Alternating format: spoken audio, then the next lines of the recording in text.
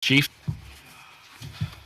All right, so we'll now move on to our next item, which is discussion and action regarding potential noise issue at Shake Shack as it pertains to Riverdale City Code, Title 4, Chapter 8, Noise Abatement. Mr. Brooks. As some of this I've mentioned to you already, we're still fairly early on this one, but I guess what we want is just some consent to continue negotiating this and trying to work something out if we can possibly make that and try to save the opening if that's even possible for Shake Shack at this point. So if we could just get a consensus that you agree to that, we'll continue to negotiate that as staff and seeing where we can get with that. There's a lot of issues. This is really preliminary and we don't know exactly where we're going to be with it, if we can even do it, where it would be, size, all that kind of stuff. We've got some stuff enough to make some decisions, but we need a lot more information still. Any comments from the council? Councilor Hanson? But just to make sure in this meeting we discuss it, there was discussion of trying to minimize it as much as possible for the residents in the apartments to meet within the code under an exception or within really close to the sound decibels and to give them some limitations on how to accomplish that. Right. Okay. I think it's really important that be on the front side of the building. Like I can't imagine it being on the back side right by those residents. No, that's not an option. Sir Arnold, you had something too? I think we need to tighten up our ordinance a little bit too, because, if they come in and ask and say, no, this is what it says, versus, I get what you guys want, I get, being a good neighbor and all that kind of stuff, but the ordinance doesn't say anything. We don't have numbers to say, this is where we're at, and I think if we need to, just like the abandonment of the water line, we need to tighten that ordinance up, that if we run into, even if it's conditional of Right. some sort, we need to have something in writing to have some teeth, so we're not saying please. I don't. We should say please. I agree, Ellen. Again, this is one of those things we've never run into specifically, and so that's not uncommon. We find our codes lacking. But I agree. We can look at that, and we need to come up with some decibel numbers, just like we did up in the park, but more rounded in a... Nobody's asked anything yet. So, if we had one in 2 weeks, or whenever our next meeting is, and we threw some decibel numbers on there, we're just avoiding the problem. We're ahead of it. Yeah. So, and then we're not just saying, hey, yeah, like I said, please. So, so it is action regarding potential noise. Like, what action would you take? Would we get a consensus? Just a consensus to give us staff authority to continue negotiating and working on this. Okay. So everybody good with that? A consensus? Yeah. Yep, I see heads nodding. That looks like everybody is in favor. That's unanimous. Okay, so let's find a good solution for that. All right, number 9, discussion and action to consider lawsuit settlement negotiations. Mr. Brooks? Again, I would just ask that you give me authority to continue to negotiate all of our lawsuits, really, but one in particular where we can see if we can't come up with a settlement and try to preserve a grand opening date that they've tentatively planned on and spent money already on advertising and things, see if we can't salvage that. Yeah. Everybody okay with that? A consensus once again with him? Or do you need a motion on it? We probably should, just so I motion, got it. okay. Or consensus. I'm fine either way. I just need to know. I agree that we need a motion, because if they're shooting for November 6th, there could be a point where you have to make a decision. So we have to give you authority That would be good, yeah. to make the decision rather than coming back to us and, stopping it because you're Yeah. like, I don't know. I think, yeah. Yeah, keep us out of a special. And they're actually waiting for a response, and I told them I'd be back to them tomorrow, depending on what the council did. So Councilor Hanson? I'd like to make the motion to authorize Mr. Brooks to negotiate a resolution with, on that project.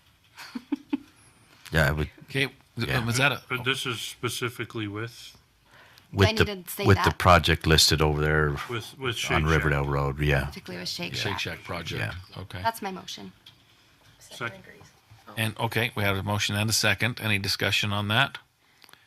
All in favor, say yes. Yes. Any opposed? Okay, it looks like that passes unanimously, so.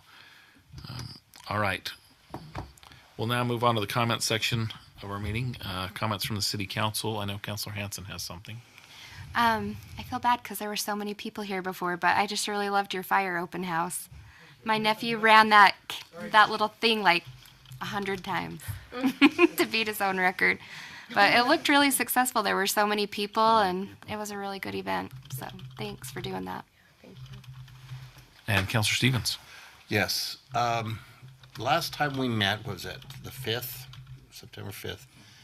On the agenda was a modification or corrections or updates to the ordinances for firearms, where the gentleman had come in and presented where the state had updated and we needed to update ours to reflect the state.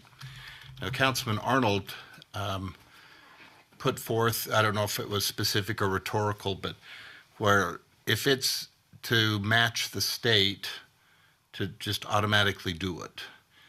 And, when he asked the question, and I would like to answer that question that Councilman Arnold put forth, and the answer is please, when every time our ordinances are updated, where they were brought forth for us to vote on, that needs to continue, even though it was just being brought forth from what the state had. It was a situation where we, as a council, need to be aware of what is being done, what it was, and what it is going to be. And so to circumvent the council, because it didn't make it an automatic, is not doing justice to what our job is, to know what's going on. It's not time consuming. It was, in fact, I found it rather interesting to see what it was and what was limited, because basically a lot of stuff was taken out. And so when Councilman Arnold said, can't this be done automatically? Does it need to be done to the council as a motion? Yes, it does, because it makes us aware of what's in our ordinances, and what it was and what it is. And two, it's not time prohibitive to keep, that keeps us from doing that. That's all. And so please keep doing that, even though it does take effort on individuals of the city staff to do the research, to rewrite that. I think that's very informative for the council to see and read. Okay. Councilor Arnold. Or you could have legislative updates like they do every other place to keep everybody informed. But whatever. Okay. If I could just add on that, when we have a chance to consolidate those, we try to, because it's by ease. But that one's a little bit weird. For example, the one that jumps out at me is the grandma laws. And we used to amend those as weird things came in, and then it came a point in time where we said, okay, we're going to follow state code on what they list as potential exceptions, rather than just doing those one by one every time. And so that one we did because it was easy. It's in one place, and they're all related and that kind of stuff. This one's a little bit different in the sense that we had weird things, and they were in different parts of the code. And so that makes it really difficult to consolidate that into one simple, easy, clean one. I had one that dealt with swap meets, if I recall correctly, and what they could and couldn't do there. There was another one that dealt with just actual carry, concealed carry, and things like that. Well, they're in completely different sections of the code. So it's hard to just consolidate them because the legislature dealt with them at different times in different laws and different bills. But we do when we can simplify things. I mean, I agree with Alan. That's probably the proper procedure. That one would be hard. It just simply would, because I got them in so many different places. I'd have to write something new that was all-encompassing and pick up all those different things, and that one's a little bit more difficult. But we do make those efforts, and we will when and where we can. But otherwise, we're going to have to handle with them separately. So. It doesn't happen that often. But No, does. it doesn't. But sometimes we get them, and we can. The grandma one's a perfect example of that. That'll fit well, and that one we could make work. So Well, and we can always choose to fight back and not accept it. that is true. Dreamer. Good luck on that one, but that is true. Like what? Any comments from the city staff? I did have just a couple things. And the only reason I bring it up is because it's a timing issue. We have 2 open houses, and Mary, you're not even aware of one of these because we just set the one, I think, today on the 16th, and that was Axial Auto. That's the old Larry H. Miller one up there.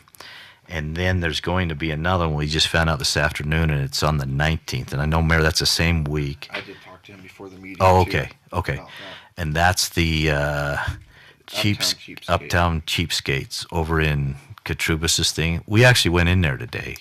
Woody and I kind of did a tour and hit all the businesses. We went over to Ashley's and all those and just, talked to them, encouraged them, gave them business cards. If we can help you, let us know. And we went in there, and they're buying clothes right now. It's like a second-hand reseller. And they're pretty much fully stocked. They've been going for about 3 weeks just buying stuff, but they're not selling anything yet. And that will be their grand opening that they're shooting for. And they were really open and excited to know that the city backed them and supported them. And they got a phone call back into the office before I even got back. So What time is that one? that one we haven't received yet. Or did they say on that Not voicemail? quite.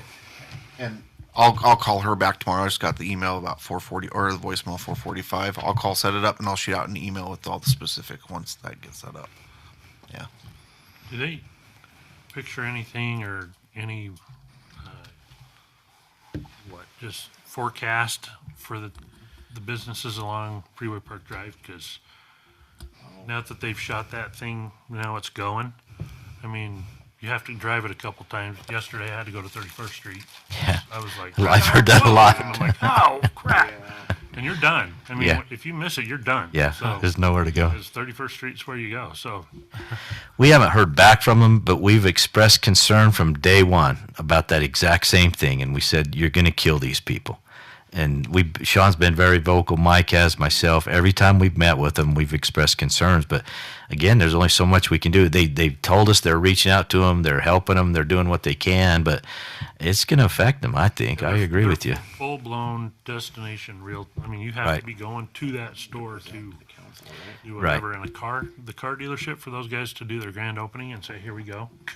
They'll be coming back in here pretty soon. They want to be on a regular update to the council, so you'll be able to hit them up a little bit more. So. When they come in. Yeah. And we did talk to the car dealership, and they are not overly concerned. They feel like They're more of a destination. they'll have a destination, and they feel like that they're going to get better view Yeah. from the location because of the elevation. They feel like they're going to, in the long run, it's going to be beneficial. So they wasn't. We asked them that specific question. They wasn't really concerned about it. They felt like in the long run it would be beneficial what was happening. So is that the Yeah. take you That's took? true. Yeah. I agree. Just so these guys know, it is what's set up right now is temporary. Like For a year. for a year. A while. Yeah. Yeah. But I know people on Facebook were representing that this is the new thing, and Can they can access the businesses though? it's That's not the new thing. Yeah. They have not closed any business access. Yeah, It's they're all- just the problem they have Feature is thing the, about the is the off-ramp direction thing. of travel Yeah. is the problem. And If you want to get on base and making that left-hand turn, you can't.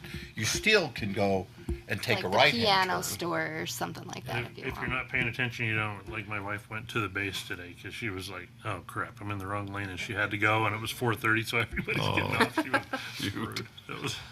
we've actually been up there this week, both days, and it's functioning. I was really worried about how it was going to function, but it's been better than what I expected. Yeah. And there is still cars in the businesses, but I do think it's going to hurt. I mean, and they're going to tear the front off of the curb and gutter because the road's moving and stuff. So there's going to be even more impacts to them. But I don't know. And I'll bring it up. We've been bringing it up. We have a meeting with them next week. And we always say that's a concern to us, that what are you doing for our The way they businesses? move the light, it's actually easier to get on both directions of the freeway because now you don't have the light on the left-hand side. It's just there. You can get clear to the far left to get on the southbound. So, I mean, some of it actually works. It's just I feel for the businesses. So what happens in the future is that'll be overhead. So that off-ramp will actually be going over the top of you at that location. So it's gonna stay kind of the way it is, but you're gonna be coming over 5600 to get off of Riverdale Road. So it's gonna be elevated there. So the exit will be really nice once people learn that they have to get off early because it'll just be a straight shot. There'll be nothing to deal with. Just Traffic won't back up. it'll be a separated lane. So No, I was coming home and I was in my normal lane that I normally use. So I shot right by the exit and I had to go to 31st Street to get off. Okay, so how did you get on base? Did you I always go to the West Gate in Clearfield.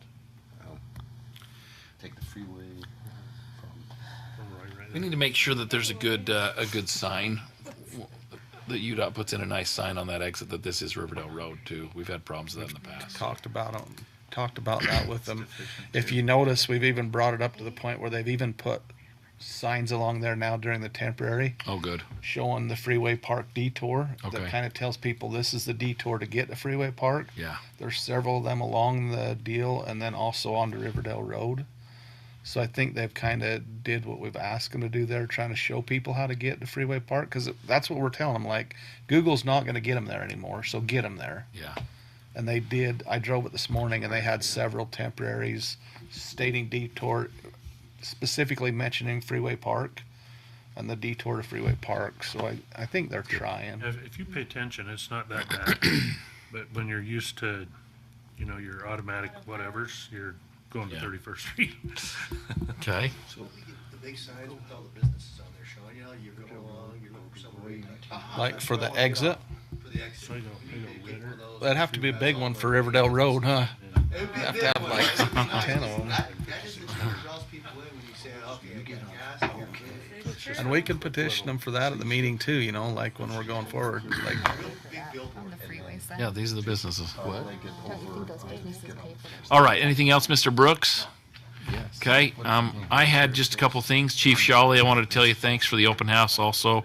Your guys do such a good job with the kids and stuff, and it was the displays were amazing, and it was a really good evening. Yeah, but so. you know what? I tried to get in the thing to go up on the building, and they wouldn't let me. So did my nephew.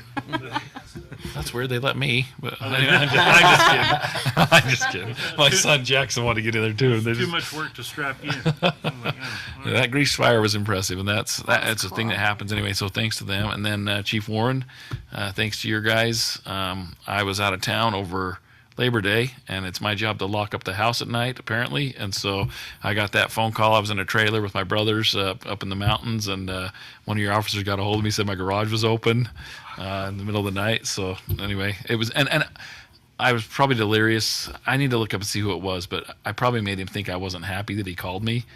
But I actually was very happy that he called me. Figure out what's going on. Yeah, I was like, what? This is Riverdale City Police? Like, what's going on, Anyway, your garage is open, and I would hope they would do that for any resident. They do it constantly. I've heard they do, so, It's a yeah. good service. I mean, obviously they know where you live, so it's Yeah. even more so, but they do it for Yeah, everybody. yeah, and it's much appreciated. Like, no one wants their garage open all night, so anyway, so thank you on that. And one last thing, Utah League of Cities and Towns, they had kind of a cool booth, and Mr. Brooks sent me over there, and so I have a sample resolution here, and I'm looking for someone to help me get it on the agenda. Does anybody know what our national motto is? United States of America motto? God we trust. In God we trust. And they have a sample resolution. You pass a resolution and recognize that is our motto, and you get it posted in your council chambers.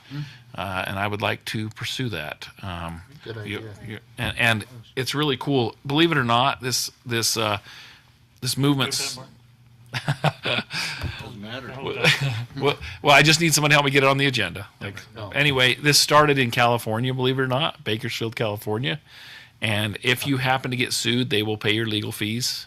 They've already won in court numerous times. They said you're not going to get sued for putting in God We Trust across the back of your council chambers. But anyway, if anyone, I've got sample agendas And following up on that, one of their questions when she was talking to me, she said, which state do you think has had the most people pass this?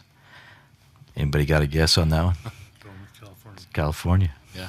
I said, Pretty you got to wild. be kidding me. We thought you were going to fall off in the sea. But, she said, no, the most have been in California. Their government? My daughter lives in San Diego. She did an internship in San Francisco for the summer. She's almost lost her liberal stuff now. That place is nuts. So, okay, we'll do it. I appreciate that, Councilor Arnold. We'll get that on the next agenda. And with that, I don't have anything else, so we would need a motion to adjourn. So moved. Second. Motion and a second. All in favor, say yes. Yes. All right. We are adjourned. Hey, see, we tried to keep this moving a little